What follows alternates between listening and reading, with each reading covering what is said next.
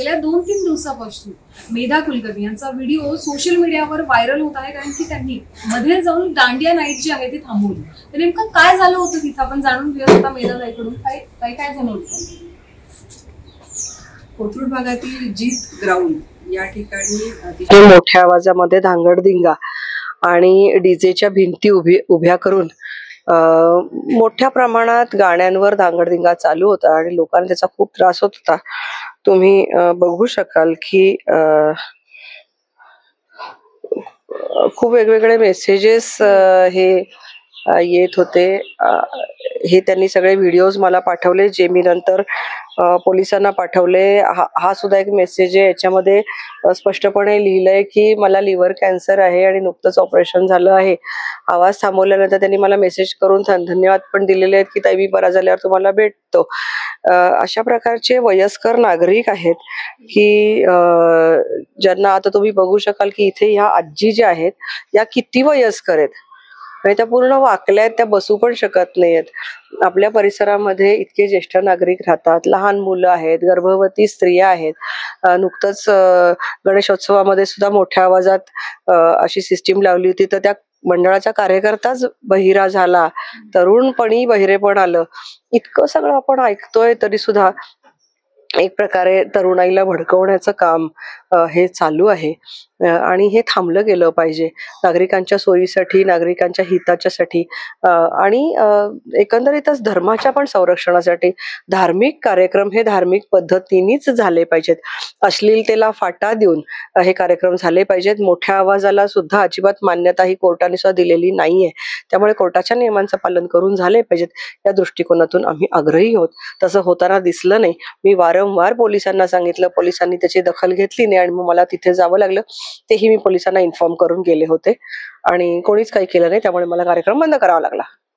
ताई, आता तुम्ही ज्या दिवशी हा जो दांडियाचा जो कार्यक्रम आहे तो बंद केला, पण त्यानंतर हे जे सगळ्याच धर्मांच्या लोकांना या गोष्टीचा त्रास झालाय, तर त्यावर तुमचं काय म्हणणं राहील त्या सगळ्यांना? मला असं वाटत नाही जे सगळ्या धर्माच्या लोकांना त्याचा त्रास झालाय. उलट मला इतक्या ठिकाणाहून फोन येतात, अतिशय मान्यवरांचेही फोन येतात आणि तळागाळातून सुद्धा अनेक सामान्य माणसांचे फोन येतात की ताई खूप छान झालं हे झालं. आणि दुसरं म्हणजे इतर धर्माच्या धार्मिक सणांना बघा तुम्ही किती कशा पद्धतीने ते त्यांच्या धर्माचे कार्यक्रम करतात. त्यांच्या धर्माच्या कार्यक्रमामध्ये कुठली अश्लील गाणी लावलेली असतात चित्रपटातली किंवा त्याच्यावर धांगडधिंगा चालू असतो हे आपण पहा.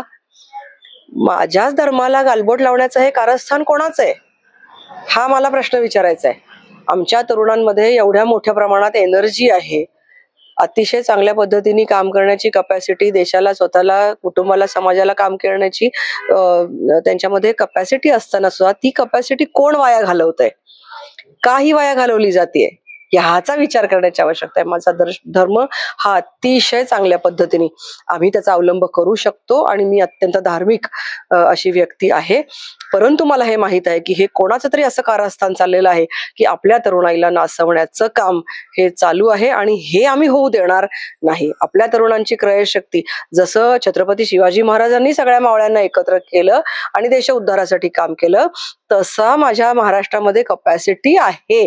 तर ह्या तरुणांना चांगल्या सवयी लागाव्यात, चांगलं वळण लागावं आणि धार्मिकता सुद्धा कुठल्या पद्धतीने व्यक्त झाली पाहिजे हे सगळं करावं असं आम्हाला सगळ्यांना वाटतंय.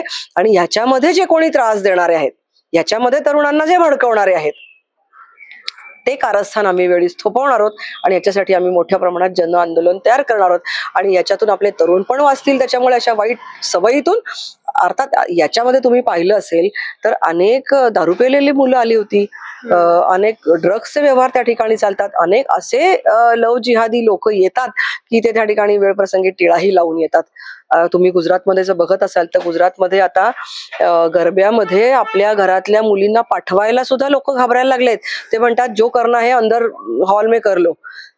पाठवायला पण घाबरतात कारण इतके वेगवेगळ्या प्रकारचे समाजकंटक त्या ठिकाणी यायला लागलेत. तर ह्या सगळ्या गोष्टी या महाराष्ट्रात व्हायला वेळ लागणार नाही. त्यामुळे हे वेळीच थांबवलं पाहिजे. आता एक शेवटचा प्रश्न, जसं आता तुम्ही एक हिंदू धर्माला घेऊन चालणारा नेता आहे ते सगळ्यांना माहितीये, पण तुम्हीच जाऊन दांडिया नाईट्स बंद करताय किंवा तुम्हीच जाऊन सारसबागचा पण आपला जो मागचा विषय दांडिया झाला असा होता, नसतो. नाही आणि त्या गोष्टीवर म्हणजे बरेच जे हिंदू नागरिक आहेत त्यांना अशी एक चीड येते किंवा त्यांना त्या ट्रोल करतात, तुम्हाला पण माहिती त्या गोष्टीला घेऊन, तर त्या सगळ्या लोकांना तुम्ही काय सांगसाल तुमच्याकडून? नाही, ज्या पद्धतीने आपले हिंदू सण साजरे झाले पाहिजेत त्या पद्धतीने झाले पाहिजेत. गरबा दांडिया असो नाहीतर इतर अन्य राज्यातले सण समारंभ असो, ते त्याही राज्यात होऊ देत, आपल्याही राज्यात होऊ देत. आपल्याही राज्यामध्ये अनेक गुजराती लोक आहेत, केरळी लोक आहेत, त्यांचेही सण इथे आपण चांगले साजरे करतो. ओणम करतो, आणखीन काही करतो, छठ पूजा, सगळ्याला आपला देश एक आहे आणि वेगवेगळ्या राज्यांमधले सण समारंभ हे आपण साजरे करू, पण ते कसे करतात बघा. आजच आता बंगाली एका कार्यक्रमाला जाऊन आले. पश्चिम बंगालचे लोक या ठिकाणी बंगाली भाषिक दुर्गापूजेचा इतका सुंदर महोत्सव साजरा केला होता.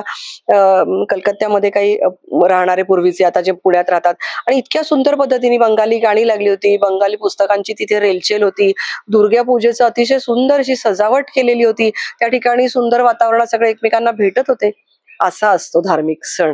त्यामुळे गरबा दांडिया याला माझा विरोध नाही, मोठ्या आवाजामध्ये आणि अश्लीलतेने कार्यक्रम करायला मला विरोध आहे, की ज्या ठिकाणी ड्रग्ज किंवा लव जिहाद, आय लव मोहम्मद म्हणणारे लोक येतात आणि ड्रग्जचा वापर होतो.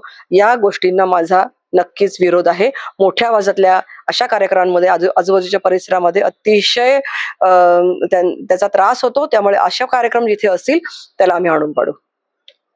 जसं की आपण आता पाहिलं की ताईंना सांगितलं की आपला धर्म जो आहे तो आपल्या धर्माच्या हिशोबाने केला पाहिजे, उगाच वाजत गाजत किंवा लोकांना त्रास देऊन नाही झाला पाहिजे. आणि या सगळ्या परिस्थितीवर किंवा त्या व्हिडिओवरही तुम्हाला काय वाटतं आम्हाला कमेंटच्या माध्यमातून नक्कीच सांगा. तोपर्यंत मी मृदुला नारळे, न्यूज.पुणे.